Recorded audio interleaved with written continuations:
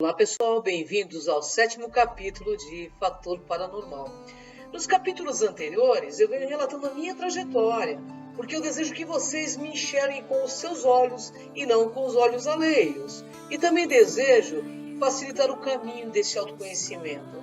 Nos programas anteriores fui dando meu testemunho, sobre acessos e experimentações que tive de clareaudiência, clarividência, acoplamentos áuricos, psicometria, entre outras percepções que fui desenvolvendo da infância até a atualidade.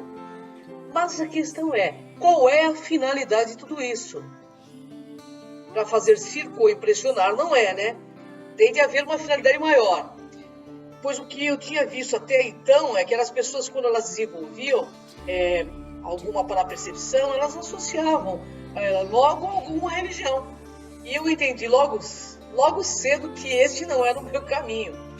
E vamos entender, percepção extrasensorial todos possuem.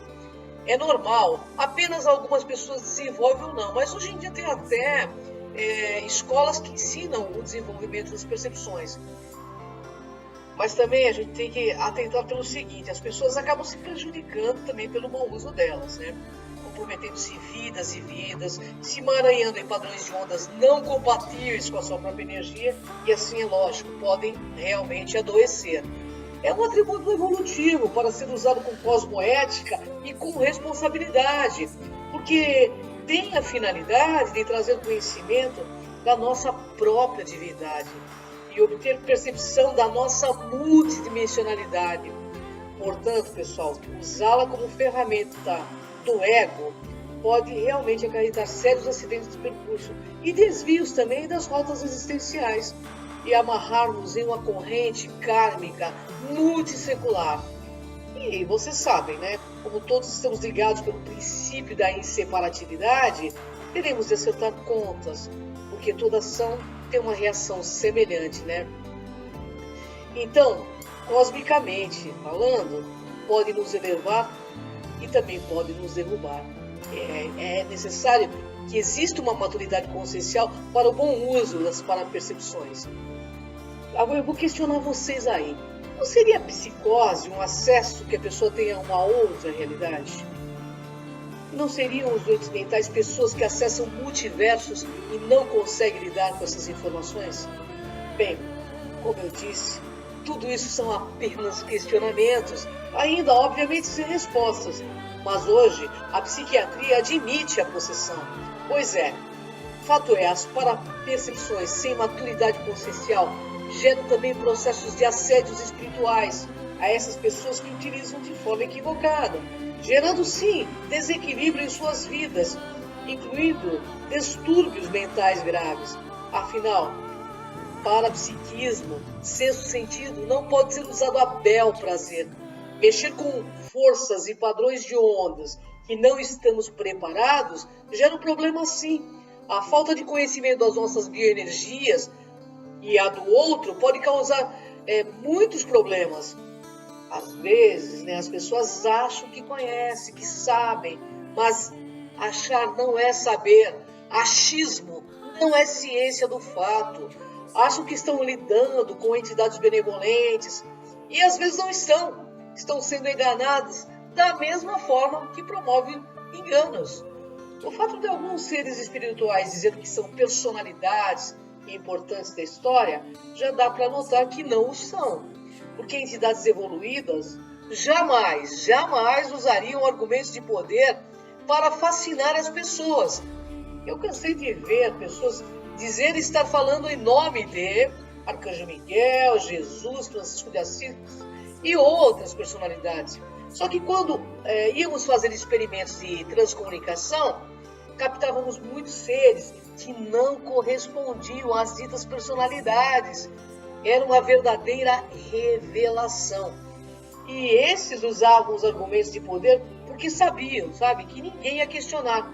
Quem ousaria questionar alguém que falasse em nome de tão divinas personalidades. Portanto, pessoal, nem tudo o que brilha é ouro. Muitas vezes estavam com assediadores a tiracolo, feito ouro de tolo, se achando o máximo. Mas sem perceber de imediato, estavam sendo inclusive sugados por eles, que em breve tempo os julgariam em desequilíbrios enormes. Um verdadeiro pacto infernal, como diz Jung na psicanálise, né? E tudo sabe por conta do que? Do ego. Mas tudo é pura sintonia. Pessoas de egos siderados vão atrair seres do mesmo nível, certamente. Afinal, lei metafísica número 1, semelhante atrai semelhante. Por isso, o bom não é apenas ser importante. O importante mesmo é ser bom, é fazer escolhas lúcidas. Porque a vida é eterna e a gente vai responder por tudo que fizemos aqui. Também os seres evoluídos têm uma coisa bem legal, eles trabalham sem que nós percebamos sua presença no real anonimato. Fazem por amor, por fraternismo e dispensam qualquer tipo de reconhecimento. Eles já venceram as barreiras do ego que nós levaremos anos, às vezes vidas e vidas para conseguir. Mas você vai me questionar por que eu estou falando tudo isso.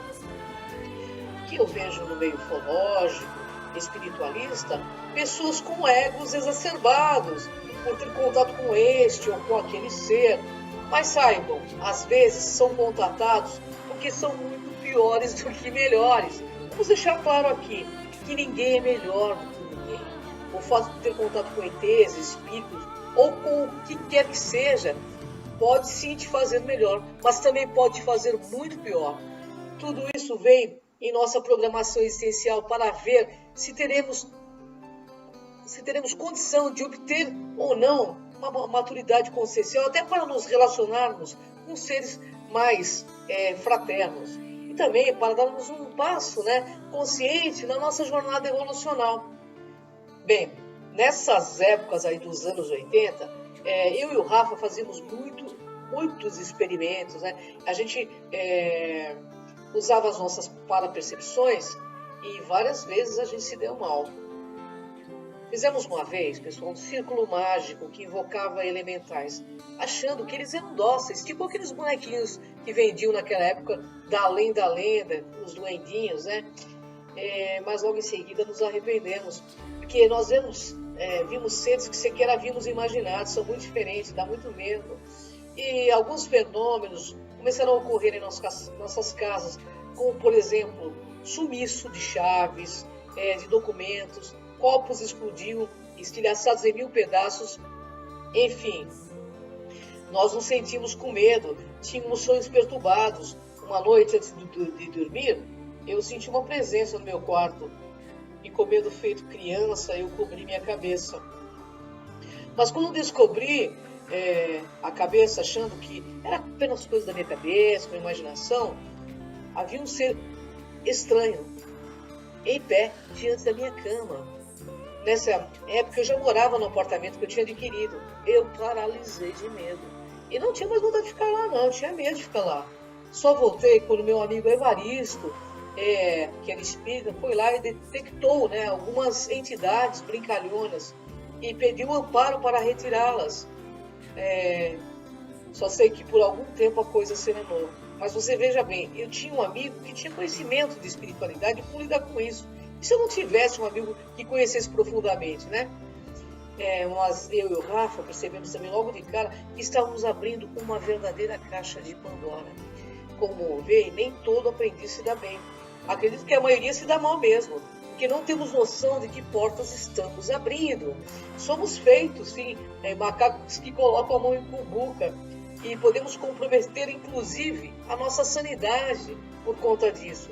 Precisamos antes desenvolver nosso autoconhecimento, nosso senso de ética, nosso raciocínio lógico, nossa criticidade, porque caso contrário, pessoal, podemos ficar borderline sim e desenvolver síndrome do pânico, porque o choque de frequências é grande. Nesses anos 80, eu também afirmei que eu viajava muito e isso estava me cansando. Eu estava prestes a me estabelecer em São Paulo, que já estava estável financeiramente, mas tinha aquela sensação de vazio interior, de não pertencer. Eu tinha muitos sonhos reais, me projetava muito, eu precisava ter respostas. O que eu vim fazer aqui? Para onde eu vou? De onde eu vim? Eu queria essas respostas. E elas podiam suprir o meu espírito, minha alma, porque eu não podia sentir-me tão estrangeira aqui nessa terra.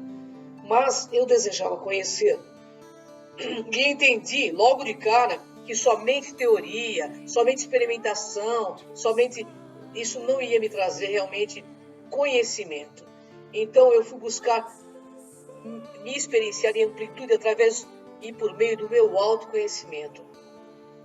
Por isso, pessoal, eu digo com conhecimento de causa, que as forças do cosmos, elas despertam na busca sincera do nosso autoconhecimento. É uma viagem interior profunda. É tão profunda que eu me sentia como se fosse uma sonda psíquica a medir a minha própria profundidade. E isso fazia com que eu enxergasse a minha escuridão, meu lado sombra. Mas também tinha uma coisa legal. Ao enxergar a minha escuridão, eu começava a vislumbrar a minha própria luz. E experienciar a minha autenticidade com seriedade de alma foi como ganhar uma chave que abre uma prisão. Mas somente com o verdadeiro comprometimento com a minha verdade interior, no reconhecimento das minhas inversões. Eu senti a firmeza do propósito, do espírito da razão brotando na minha alma, trazendo-me coerência e lógica para me reconhecer de fato como filha da luz. Percebi também que os pensamentos, sentimentos e ações puras transformam em verdades todos os fenômenos e possibilidades da vida e permitiram-me a essa viagem. E também entendi que nesta era não haverá mais dirigentes, nem mestres, nem gurus. Cada um deverá seguir o seu destino nas asas do seu próprio ser divino. Gratidão, pessoal. Até o próximo capítulo de Fator Paranormal. Espero vocês.